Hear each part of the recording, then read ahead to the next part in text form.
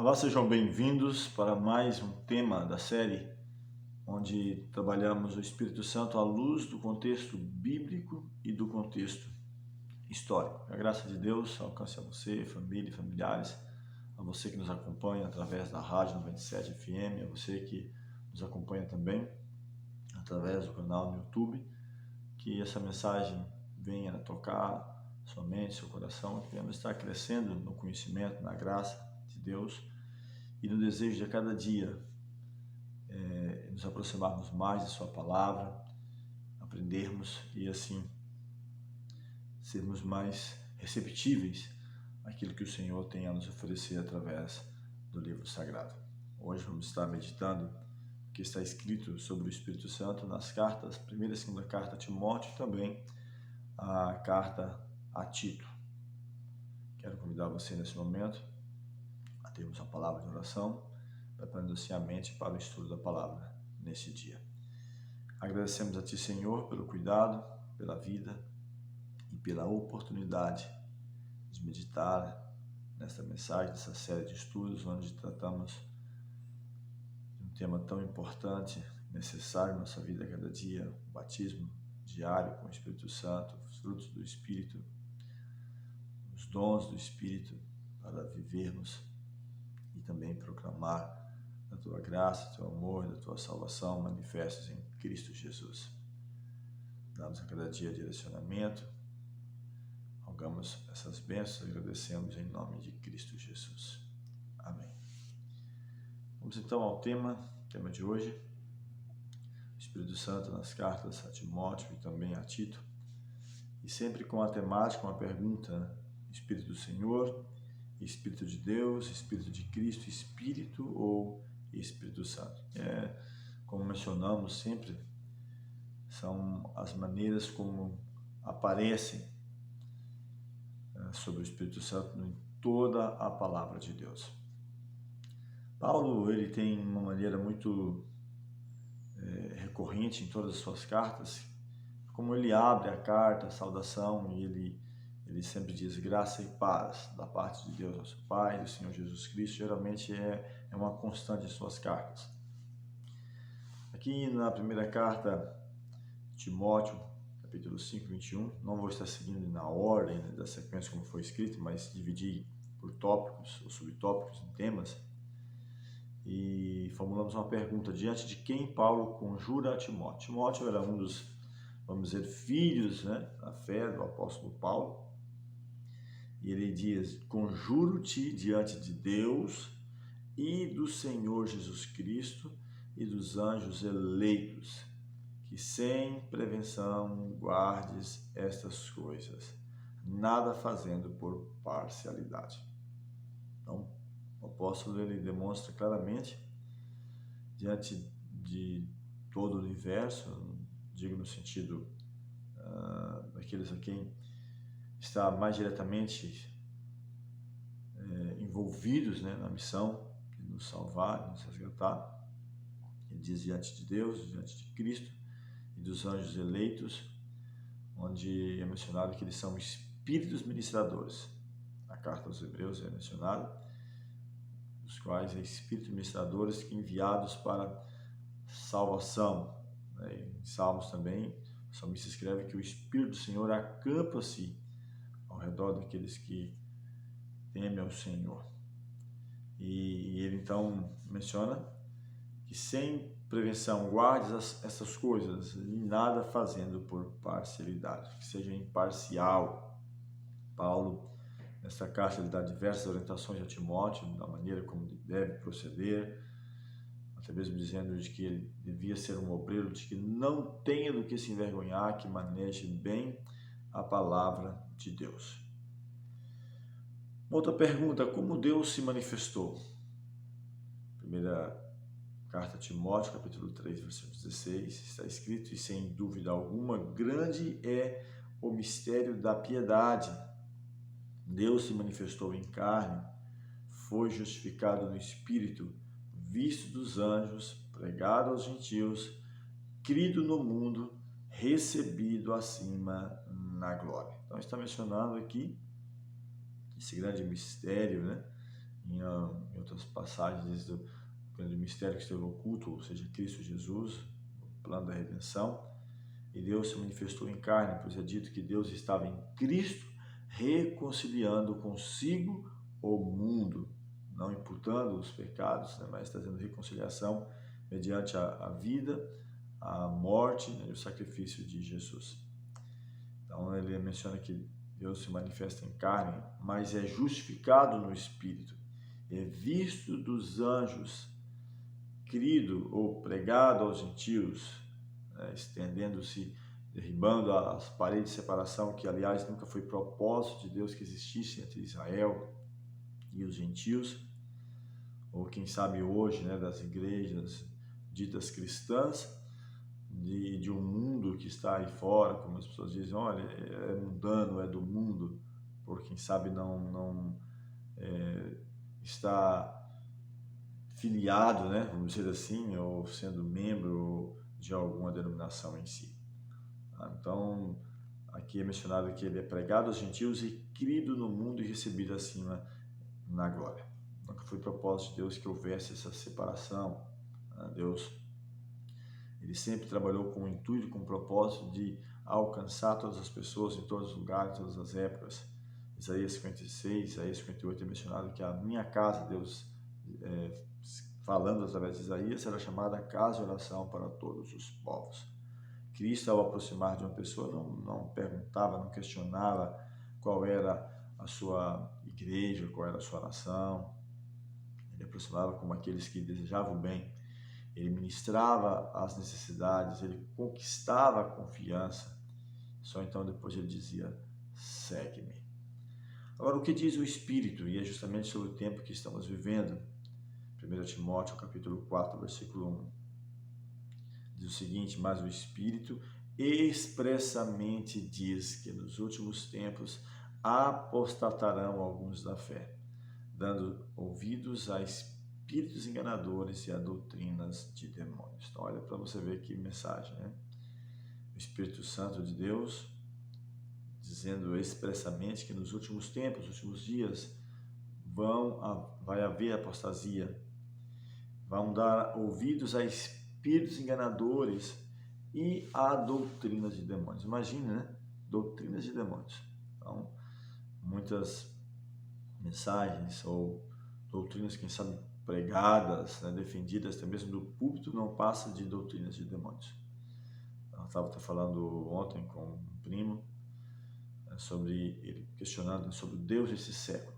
Então, qualquer doutrina, qualquer mensagem que não está em conformidade com a palavra de Deus, com a Bíblia Sagrada, ela vem a se encaixar nessas doutrinas. Jesus até menciona que em vão me adoro ensinando doutrinas que são mandamentos de homens. Meu pastor me disse, meu líder me disse, meu professor, meu pai. Muitas vezes não é um assim do Senhor, está escrito. Não são como, quem sabe, os bereanos que ia para a palavra examinando para ver se de fato as coisas eram assim. Não estou dizendo que você não deve ouvir, né, um pregador, um mensageiro. Você deve também ter a responsabilidade de ir para a palavra, comparando o texto com o texto, porque não basta simplesmente estar na Bíblia. Quando Satanás, Lúcifer, vai tentar Jesus ali no deserto, ele apresenta a palavra de Deus. Quando ele fala, se tu és o Filho de Deus, faça com que essas pedras se transformem em pão. Jesus responde como assim do Senhor. Está escrito, nem só de pão viverá o homem, de toda a palavra que sai da boca de Deus. Então o diabo passa a citar a Bíblia. Ele diz, leva ao pináculo do templo, leva a um alto monte, de salta daqui abaixo, em outro momento, né, se prostrado e me adorares, né, te darei tudo isso. É porque está escrito, ele usa o Salmo 91, que os teus anjos darão ordem ao teu respeito. Então ele usa a Bíblia, mas de maneira torcida. E Cristo menciona, também está escrito, não tentarás o Senhor teu Deus. Então não basta simplesmente estar escrito na Bíblia, é preciso estar dentro de um contexto. Então estava escrito que os anjos dariam ordem ao respeito, mas não se voluntariamente eu ou você nos colocarmos em risco, nos colocarmos numa situação de perigo para provar ou provocar uma situação. Então é preciso entender o contexto, né, do qual está escrito. E por fim, ele diz que tudo que estaria diante de Cristo que os seus olhos pudessem ver, mudaria-se prostrado adorasse. E Cristo então diz, vai-te, porque está escrito, só o Senhor teu Deus adorarás. E foi essa justamente a questão levantada, né, por Lúcifer, querendo ser adorado, uma prerrogativa que era somente de Deus e Cristo ter, e ele então procura a adoração. É expulso e ele então traz consigo nessa expulsão a terça parte dos anjos e passa a trabalhar desde lá do Éden, né? Ele não se mostra claramente. Tem que preparar o território para isso cada dia, né? Mas ele usa da mentira, do engano, né, da astúcia. Por fim, quando essas armas falham, ele usa da força, trabalhando, quem sabe, através de pessoas, sempre através dos grandes impérios que surgiram, os impérios mundiais, onde impõem, através da força, a sua vontade, o seu querer, e levando para aqueles que rejeitam isso a perseguição e muitas vezes, né, prisões, mortes. Assim aconteceu nas gerações sucessivas, desde que o nosso mundo é mundo. Outra pergunta, quem assistiu Paulo em sua defesa? Há a promessa de Cristo, né?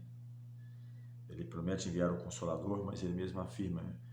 Eu voltarei para vós outros, não vos deixarei só, estarei convosco todos os dias até a consumação do século. De que maneira? Se Cristo está a interceder, a ministrar no santuário celestial. A carta aos Hebreus é muito bem clara, é claro em outras passagens também, mas aos Hebreus é muito claro em relação a isso.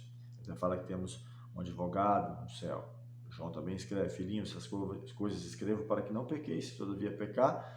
Temos um advogado junto do Pai, Jesus Cristo, ele é a propiciação pelos nossos pecados, não só pelos nossos, mas também do mundo inteiro.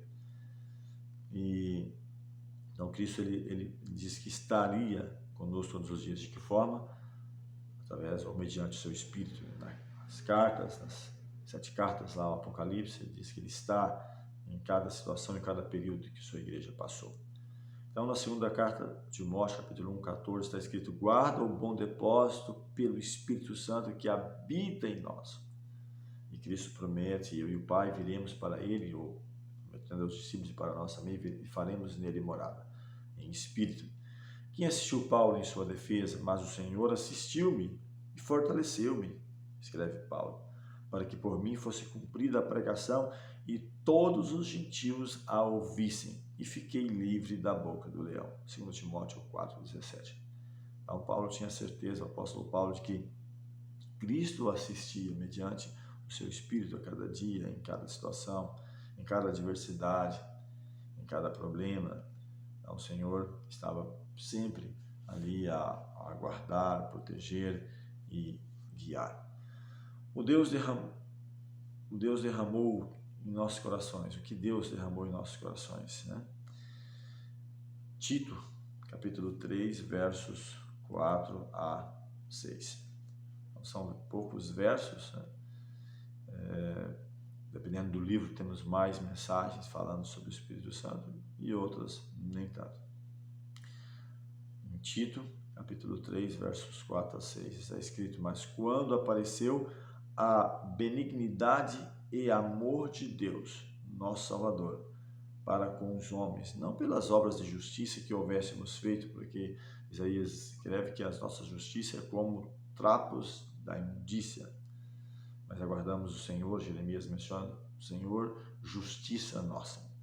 Mas ele continua dizendo, mas segundo a sua misericórdia, nos salvou pela lavagem da regeneração e da renovação do Espírito Santo, que abundantemente ele derramou sobre nós por Jesus Cristo, nosso Salvador. Então olha para você ver que mensagem, né? E eu chamo a atenção sempre, quem é o agente, né? Quem faz essa obra, quem nos batiza com o Espírito, quem nos concede os frutos do Espírito. E aqui está mencionando bem claro que, segundo a benignidade, pareceu bem a benignidade e o amor de Deus, nosso Salvador, para com os homens, não por obras nossas que houvesse feito, porque fiz isso ou aquilo. Paulo escreve que pela graça somos salvos mediante a fé, não vem de nós, não vem de obras para que ninguém se glorie, que houvéssemos feito, mas segundo a própria misericórdia, ele nos lavou E Apocalipse confirma, nos lavou mediante o sangue de Cristo. É claro, uma figura de linguagem, né? A regeneração e a renovação do Espírito Santo que ele abundantemente derrama sobre nós. Cristo, em miniatura, quando ele, após a sua ressurreição, no Evangelho de João, ele menciona de que sopra, né, sobre os discípulos o Espírito Santo. E posteriormente, em Atos, capítulo 2, é derramado em grande proporção o dom do Espírito, ou a chuva temporã, a qual aguardamos para nossos dias, a chuva serôdia para a conclusão da obra em porção maior para a conclusão. Em Atos 2,33 diz que Cristo, ao ser ressuscitado pela glória do Pai, estando à sua direita, passa a interceder justamente com os discípulos naqueles 10 dias que eles estavam em comunhão, em oração, e derrama isto que vedes e ouves. Ou seja, derrama o dom do Espírito, a capacidade deles falarem as diversas línguas das nações, podendo então pregar e alcançar o mundo habitado em seus dias. Eu quero fechar as considerações aqui na carta, não está na sequência, mas onde fala sobre derramar, sobre esse crescimento diário. Na segunda carta de Pedro, estou aqui com minha Bíblia em mãos, onde fala sobre a prática progressiva das graças cristãs e seus resultados. Como você e eu podemos crescer nessa graça. E ele fala, o apóstolo Pedro, visto como pelo seu divino poder nos tem sido doada todas as coisas que conduzem à vida e à piedade pelo conhecimento completo daquele que nos chamou para a sua própria glória e virtude. Então percebe que ele fala que é pelo divino poder dele, pelo seu divino poder nos tem sido doadas. Então não é algo que eu possa fazer, ou que você possa fazer, mas Deus e Cristo, mediante o seu poder, ele atua, ele faz em nossa vida, pelo conhecimento daquele que nos chamou para a sua própria glória e virtude, pelas quais, no verso 4, nos têm sido doadas as suas preciosas e muito grandes promessas, para que por elas vos torneis, eu e você nos tornamos, coparticipantes da natureza divina, livrando-vos ou libertando da corrupção ou das paixões que há no mundo. Então, a única forma de eu e você alcançarmos essa plenitude, esse poder para vencer, é sendo ou tornando-nos coparticipantes da natureza divina. Cristo, para nos salvar, ele usa aqui da natureza, é claro, sua divindade, ele oculta, não utiliza dela para o seu benefício próprio, e ele, ao mesmo tempo que ele precisaria nos alcançar pela sua divindade, mas ele nos dá o exemplo da sua humanidade, para não termos, quem sabe, como nos desculpar. Foi fácil para Cristo vencer Deus, né, com todo o poder. Então Cristo, o apóstolo Paulo, ele fala que deve haver em mim e você o mesmo sentimento que houve em Cristo Jesus, que Cristo, sendo em forma de Deus, não teve usurpação ser igual a Deus, mas esvaziou-se. E ele fala, morte de cruz. Então, Cristo, ele não usa a sua divindade para se beneficiar. Então, tudo que estava facultado a Cristo e aos discípulos também pode estar facultado a mim e a você, desde que nós nos entregamos a Ele, que busquemos em todo o poder. Então, que vos torneis coparticipantes da natureza divina. E ele até fala para que por ela vos libertem das paixões e corrupções que há no mundo. E ele diz ainda, por isso mesmo, vós reunindo toda a diligência. Então, cabe a você e a mim isso. Associai a vossa fé à virtude, com a virtude o conhecimento, com o conhecimento o domínio próprio, com o domínio próprio a perseverança, e com a perseverança a piedade, com a piedade a fraternidade, com a fraternidade o amor. Porque estas coisas, existindo em vós e em vós aumentando, fazem com que não sejais nem inativos, nem infrutuosos no pleno conhecimento do nosso Senhor Jesus Cristo. Pois, e ele fecha o pensamento, aquele a quem essas coisas não estão presentes é cego, vendo o sol que está perto, esquecido da purificação dos seus antigos pecados ou de pecados outrora. E ele diz ainda: por isso, irmãos, procurai com diligência cada vez maior confirmar a vossa vocação e eleição, porquanto procedendo assim não tropeçareis em tempo algum, pois dessa maneira vos é amplamente suprida a entrada no reino eterno de nosso Senhor e Salvador Jesus Cristo. Então, há como que uma escada ou uma escalada, degrau a degrau. Ele fala a fé, a ciência, o domínio próprio, o amor fraternal, todos esses pontos essenciais, mas o segredo está em tornarmos coparticipantes da natureza divina. E como vamos conseguir? Ao nascermos de novo, recebermos os frutos do Espírito, os dons do Espírito, sendo regenerados pela palavra de Deus, lavados pelo sangue de Cristo, e a cada dia, ao estudar a Bíblia, ao orar, a termos comunhão, a vida de serviço, nós estamos crescendo na graça, no conhecimento de Deus e de Cristo, recebendo a cada dia o batismo diário do Espírito Santo de Deus, para podermos viver, como escreveu Pedro, não só aguardando, abreviando-nos para a volta de Jesus. Vamos falar com o Senhor nesse momento. Eterno Deus, amável Pai, graças rendemos pelo cuidado, a proteção, pelo estudo da palavra e a promessa de nos tornarmos coparticipantes da natureza divina e recebendo a cada dia os frutos, o dom e o poder do Espírito Santo do Senhor para viver uma vida plena. Dá-nos a tua paz, tua graça, abençoe ricamente a cada um que estará ouvindo essa mensagem, quem sabe através da rádio ou assistindo através do YouTube, e venha crescer na graça e no conhecimento do Senhor a cada dia. São bênçãos que te pedimos e agradecemos em nome de Jesus. Amém.